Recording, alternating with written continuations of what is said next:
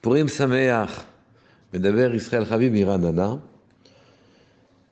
Je voulais vous parler de Purim parce que c'est une fête qui n'est pas si facile que ça à vivre. Pourquoi hein? Tout semble joyeux, magnifique. On semble se rappeler des miracles invraisemblables qui ont eu lieu il y a plusieurs milliers d'années.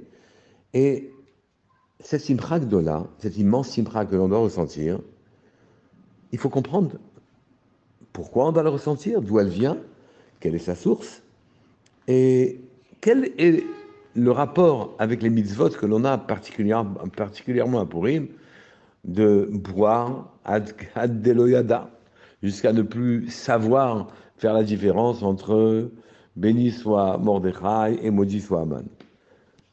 Et pourquoi boire? Ça ne nous ressemble pas. Ensuite, on a les mitzvot, Mishloach Manot, Matanot Levionim, qui sont des mitzvot de donner des dons aux pauvres. On doit le faire toute l'année, finalement. De faire que tout se passe bien entre nous et le Chaver, et lui offrir des cadeaux, finalement. C'est une mitzvah que l'on a d'habitude aussi à faire toute l'année. La mitzvah de Megillah, on n'a pas à la faire toute l'année. Quelle est la particularité de Purim? C'est vrai que c'est assez difficile dans la pnimiut, dans la profondeur, de ressentir cette simcha pour un est qui a eu il y a des milliers d'années. Comment pénétrer la profondeur de la fête de Purim? Qu'est-ce qui se passe de particulier à Purim? Quand on lit la Megillah, ce que l'on remarque, c'est Venafochu. Il s'est passé l'inverse de ce qui devait se passer. C'est-à-dire que les causes n'ont pas produit des effets de manière erratique, de manière illisible. Mais pire que ça, ils ont produit l'inverse. Un décret d'extermination était signé contre nous et nous avons exterminé nos exterminateurs. Une reine qui était la fille de Nebuchadnezzar, Nabucodonosor, donc une femme d'ascendance très élevée, était reine, elle a été détrônée et montée à sa place une orpheline. La reine Vashti a laissé sa place à Esther Amalka. Donc il se passe le contraire de ce qu'on attend. Haman, un homme intelligent et puissant, a décidé de prendre le pouvoir et de créer beaucoup de problèmes aux Juifs, et particulièrement à Mordechai.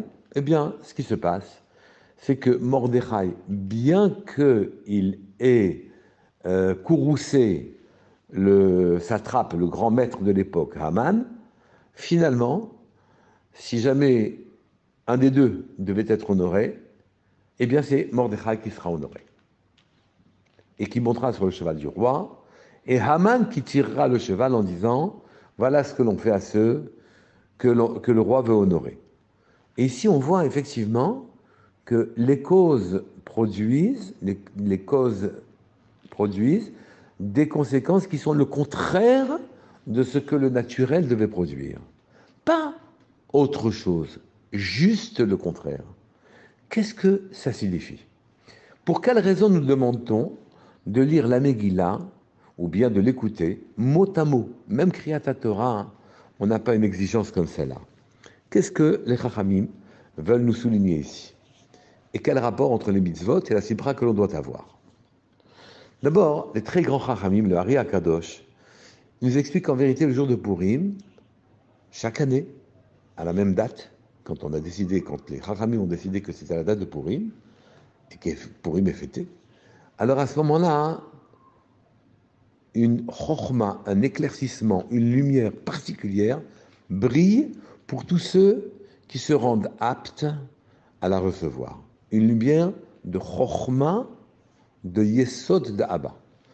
La chokhma, éclaircissement parfait, de yesod, c'est-à-dire qui est juste à la lisière entre le matériel et le spirituel, c'est-à-dire qu'il y a une lumière intelligible, compréhensible, accessible. Elle nous est offerte, mais d'habitude, tout éclaircissement, toute compréhension est habillée. La simcha vient parce que j'ai réussi quelque chose. Un homme qui se marie est heureux, une femme qui se marie est heureuse. Il y a quelque chose dans le monde qui s'est passé Et la chokhma est habillée par un événement heureux, et on est saméach de cette lumière qui vient dans nous ce jour-là. On a un nouveau travail, on a un enfant, et à ce moment-là, hein, il y a des raisons d'être heureux en quelque sorte. Eh bien, aujourd'hui à Purim, ce que l'on veut nous montrer, c'est qu'on est heureux parce qu'Hachem est pour nous, mais il est de manière une simpra presque dévoilée, une chokhma, un éclaircissement, une compréhension qui ne nécessite pas hein, que l'on ait fait des mitzvot particulières, que l'on ait étudié beaucoup de Torah, que l'on pour comprendre quelque chose, que l'on ait fait beaucoup de mitzvot pour comprendre quelque chose. Non, pas du tout. Cette lumière est accessible à tous.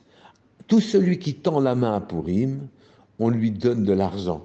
Ce qui se cache derrière ce petit geste-là, c'est qu'en vérité, Akadosh Baruch Hu, il nous a gratifié à nous tous d'un immense éclaircissement à Purim, bien au-delà de ce qui est d'habitude habillé par un événement.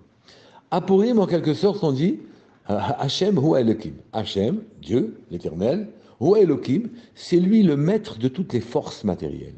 C'est lui le maître qui détermine dans la nature tout ce qui va arriver.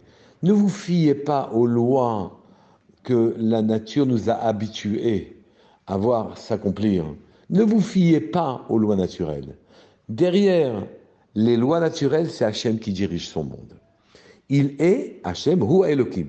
Mais d'habitude, par sechel, par compréhension, par analyse des coïncidences, eh bien, on arrive à la conclusion qu'Hachem, c'est vraisemblablement lui qui dirige la nature.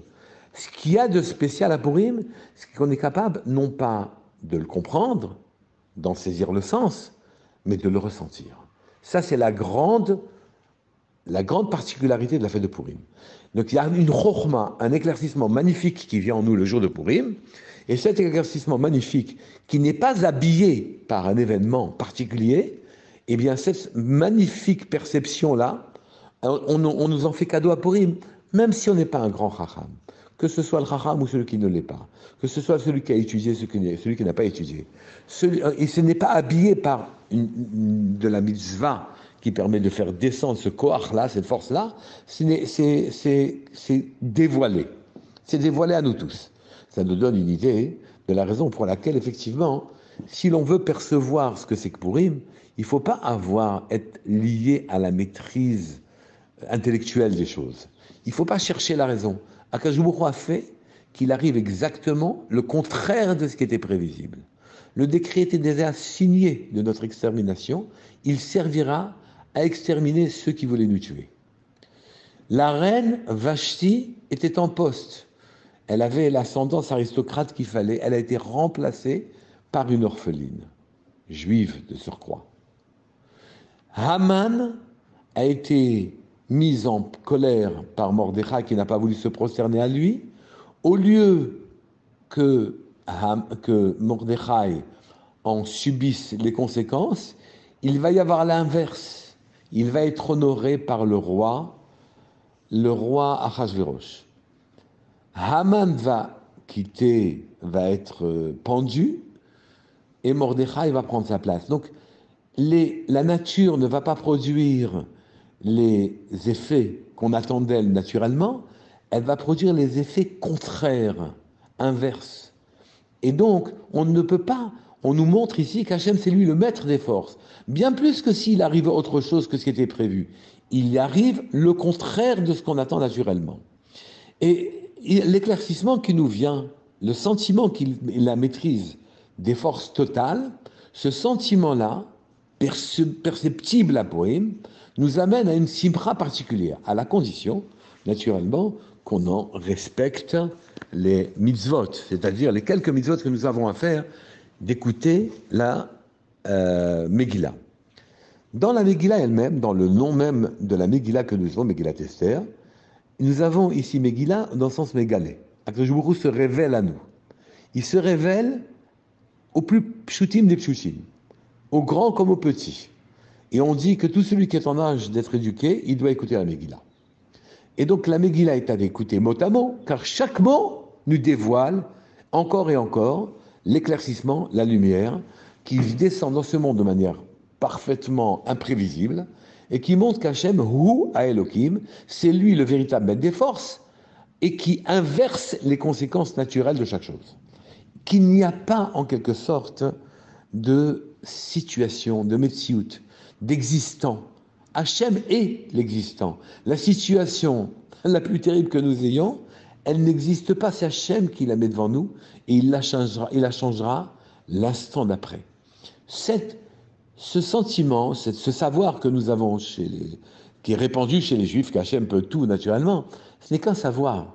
Mais la hargasha, le sentiment, la perception que c'est vrai et que c'est ça qui est profond, nous amène à une sipra profonde, à la condition qu'on abandonne l'intellect. Pour abandonner l'intellect, vous avez compris déjà, nous avons la mitzvah de mishté. Nous buvons un peu plus que de raison, sans pour autant rouler sous la table, parce que le fait que nous n'ayons plus toutes les dispositions intellectuelles nous permet de prendre possession de la sensation qu'Hachem est le maître. On est dans le monde de l'émotion, du sentiment, on n'est pas dans le monde de l'intellect. Donc, on boit pour se désinhiber en quelque sorte et arriver à comprendre qu'en vérité Hachem est le maître, alors qu'on est tenté sans arrêt d'expliquer tout ce qui se passe autour de nous avec notre raison. On l'abandonne, la raison, à Purim. Et le fait de ressentir ça nous amène à une sipra inouïe, incroyable. Et ceci nous permet d'expliquer encore d'autres choses. Nous permet d'expliquer pour quelle raison nous lisons la Megillah mot à mot, c'est que chaque mot nous apporte la royauté, nous apporte le sentiment que Dieu, qu'Hachem est le roi. Mais vous avez vu que le nom d'Hachem n'est pas cité dans la Megillah. Il n'y a pas le Shem Havaya, Yud Kei Vav Kei n'est pas cité. Pour bien nous faire comprendre que notre travail le jour de Purim est de comprendre qu'Hachem, Hu Haelokim, c'est lui le maître des forces. Donc on ne veut pas de perception intellectuelle, on veut ressentir qu'au travers de tout ce qui est naturel, c'est lui qui est présent. Et pas seulement dans l'humain, ni dans l'animal, ni dans le végétal, mais même dans le minéral. Tout est lui, en quelque sorte. Il n'y a rien en dehors de lui. À la limite, les objets, pas à la limite, les objets sont animés par lui d'une manière générale. La metsiout, la situation même est une situation qui implique l'étincelle divine. Et nous devons retrouver toutes les étincelles divines qui se trouvent dans la nature. Ceci va nous permettre d'expliquer les autres mitzvot de Purim. Nous avons comme mitzvah Mishloach Manot ou Matanot Leilionim. Mishloach Manot, au fond, c'est de prendre un mets, un cadeau, donner quelque chose à manger à un ami, deux mets en vérité, que l'on remet par l'intermédiaire d'une troisième personne. Donc c'est un fonctionnement un petit peu étonnant. Ce fonctionnement est là pour nous dire, écoute, tu vas percevoir Hachem de manière invraisemblable le jour de Purim si tu fais ce que tu dois faire. Et si tu fais ce que tu dois faire à ce moment-là, tu dois avoir accès à une simcha très élevée, un éclaircissement, un or, une lumière très élevée. Mais il faut savoir que pour ça, il ne faut pas qu'il y ait le moindre voile. Ce qui est le cas, toute la journée, il n'y a pas de voile entre nous et Hachem. Mais à ce moment-là, il faut aussi faire attention à l'autre, car l'autre est une étincelle divine. Et nous devons enlever ce à quoi les apparences s'opposent. L'autre est en face de moi, il a des exigences, il y a parfois des disputes. Pourquoi ? Parce qu'il considère que son étincelle a une place qu'on ne lui donne pas. Oui, et à ce moment-là, on va ici se rapprocher de l'autre, comme on dit qu'il faut donner à l'autre pour qu'il se rapproche de nous. Et donc, on demande à une tierce personne de donner notre propre cadeau, le repas dont on fait cadeau à une personne, de manière à ce que se répande l'idée qu'il n'y a aucun voile entre les créatures. L'étincelle de l'autre doit être perceptible comme je cherche le jour de Purim à percevoir la lumière divine. Matanot Levionim, de donner aux pauvres, c'est la même chose. C'est vrai que toute l'année, nous avons ces obligations-là, mais à Purim, nous avons les moyens de percevoir l'étincelle chez l'autre. Alors, vous allez me dire, bon, à Purim, effectivement, c'est la chokhma, l'éclaircissement, la compréhension, devrait m'apporter une lumière magnifique. Et quand je mange pour Purim, quand je donne de l'argent aux pauvres, quand j'écoute la Megillah et ce qui s'est passé de manière invraisemblable. Mais en vérité, je ne le perçois pas toujours. Comment faire pour percevoir cette lumière-là et avoir une sivra profonde et véritable? Ici, je dois vous ajouter un tout petit détail. C'est que Akadosh Baruch Hu veut que nous le cherchions au travers de la nature, au travers de l'autre, à travers d'autrui, le pauvre comme l'ami, celui avec lequel on s'est entendu, celui avec lequel on ne s'est pas entendu. Il veut aussi qu'on ne perçoive pas immédiatement sa lumière. Il se cache derrière cette lumière pour qu'on le recherche. Le fait qu'on n'y parvienne pas n'est pas un échec, c'est simplement qu'on n'a pas assez percé les choses. Donc, l'espoir que l'on doit nourrir le jour de Purim, c'est qu'en ce jour-là, on doit effectivement ne pas se laisser décourager par l'apparence des choses qui revêt l'événement, qui revêt la personne, qui revêt les circonstances. On doit sans arrêt être vigilant pour ne pas se laisser aller à l'intellect des choses, pour ne pas se laisser aller à l'intelligibilité, mais uniquement s'ouvrir à la sensation qu'Hachem est une étincelle qui se trouve derrière tout ce qui m'entoure. C'est lui la seule Metsiout, c'est lui la seule vérité, c'est lui la seule vie dans tout ce qui m'entoure. Il est mon monde, il est moi-même et il est l'autre en même temps. Mais mon monde, c'est lui. Je dois le rechercher, il se cache, il attend que je le trouve. À Purim, vous allez, Bezrat Hashem, le trouver et vous allez ressentir cette joie ineffable que l'on ne peut sentir qu'à Purim, mais pendant toute la journée de Purim. Il y a quelques particularités à Purim cette année. C'est que, on fête Purim depuis jeudi soir. Donc, après la Kriyat Megillah, on fait un petit festin. Et le lendemain, on fait un festin un peu plus grand. Mais ça ne doit pas manger sur Shabbat. C'est-à-dire, l'idéal serait de commencer avant Chatzot Hayom, avant le milieu du jour, de la journée, en horaire, le milieu horaire de la journée, et ne pas s'étaler longtemps dans l'après-midi. Shabbat arrive rapidement. Il faut aussi qu'on continue notre travail pour Shabbat et que Shabbat est comme un Olam Haba, comme un peu a une odeur de Olam Haba pour nous. Nous ne devons pas le perdre. Donc, ce qu'il faut faire, c'est un repas relativement limité, mais que dans votre intensité de recherche de cette simra, en cherchant combien Hachem se cache, son étincelle, sa lumière se cache derrière toute la matérialité que vous avez autour de vous, aussi bien dans le monde que dans les temps, les circonstances, que dans les personnes, alors à ce moment-là, de toute façon, vous aurez réussi votre Purim. Purim, Sameach, Bebracha, Ve'atzlacha à vous tous.